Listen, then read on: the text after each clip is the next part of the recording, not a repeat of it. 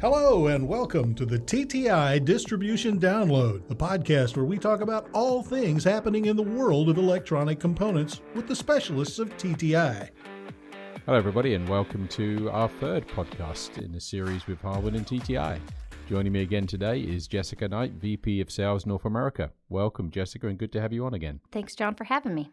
So in previous podcasts we've actually touched upon Harwin, gone a little bit about the history, delved into the products and the technology and some of the ranges of products that Harwin are into and developing these days.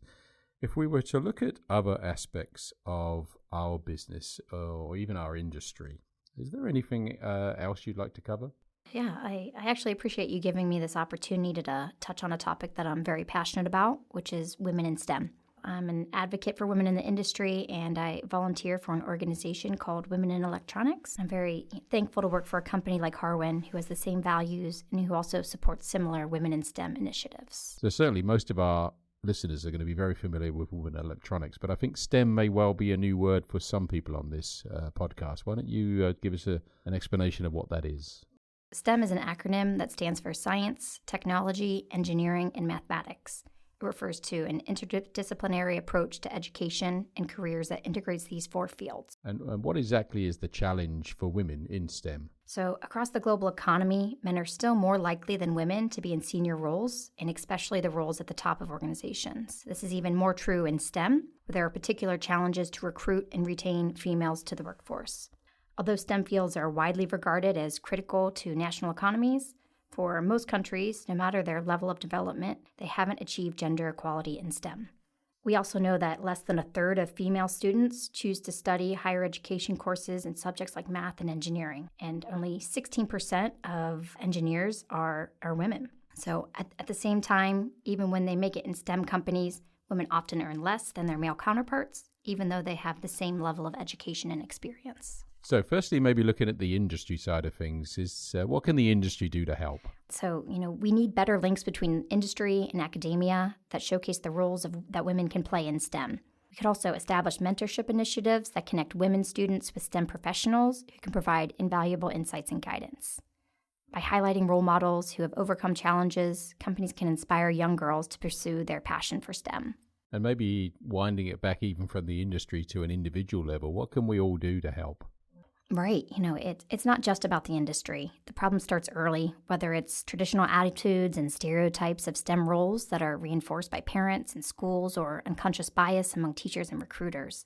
The good news is that there's now a lot of recognition of this problem and a number of organizations that champion women in STEM, including two that Harwin supports, Women's Engineering Society and Women in Electronics. So Jessica, why don't you tell our listeners a little bit more about women in electronics? Certainly. I always like to start with the foundation of what women in electronics is about, and really it's fueled by authenticity, courage, and commitment.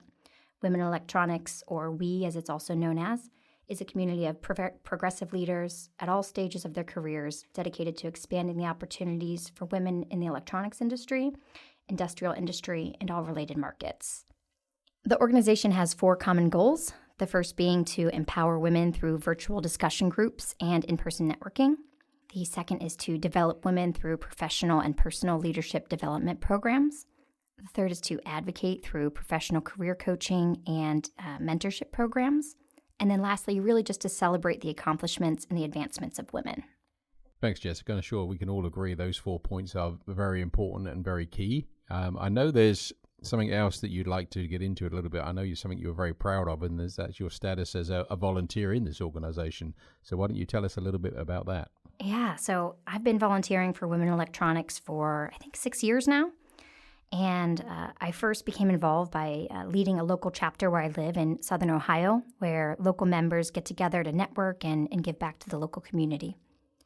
More recently, though, I've leaned into the organization further by signing on as a chapter council member, where I help to implement chapter networking events and increase engagement within the WE chapter program.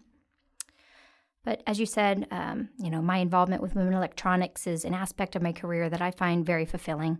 It allows me to engage with and learn from people I typically wouldn't have a chance to interact with as we work to develop a more supportive and inclusive industry.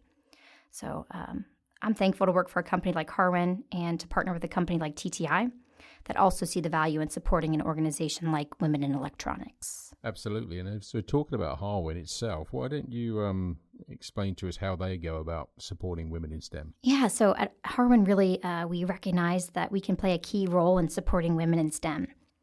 The organization has actually founded the Harwin Academy, which partners with university students to get hands-on experience in a STEM-based career.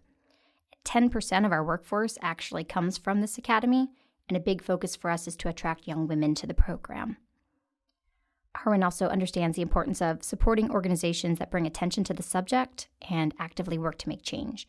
So we've joined Women's Engineering Society and actively advertise job vacancies with them. As mentioned earlier, we sponsor employees to become members of Women in Electronics, and we've supported many of their events. From a more internal perspective, we ensure that there's no disparity in pay between individuals at the same level, and we use blind CVs when hiring. And we've also created a training session specifically tailored for our managers, supervisors, and the executive team, which is designed to emphasize the unique dynamics and strengths that men and women bring to the workforce. This training encompasses the recruitment process, managing individuals as individuals, and different challenges faced by men and women in the working world. Jessica, thanks very much for that. I know obviously this is a point that is very near and dear to our hearts here at TTI as well. We are in fact a platinum sponsor of Women in Electronics, and we are just as committed as yourself and Harwin, and we look forward to bringing more and more women into this business as we move forward together. Right. We're in this together. It's important for us to bring awareness to the issue and to work collaboratively to find solutions.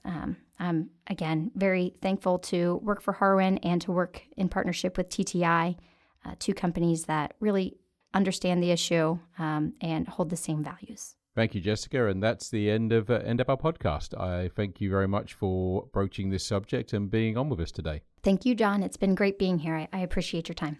Look forward to a future coming podcast between Harwin and TTI with Jessica coming soon. That's it for this episode of the TTI Distribution Download. For more information on any of the topics you heard about today, reach out to your nearby TTI branch at 1-800-CALL-TTI or visit us online at tti.com.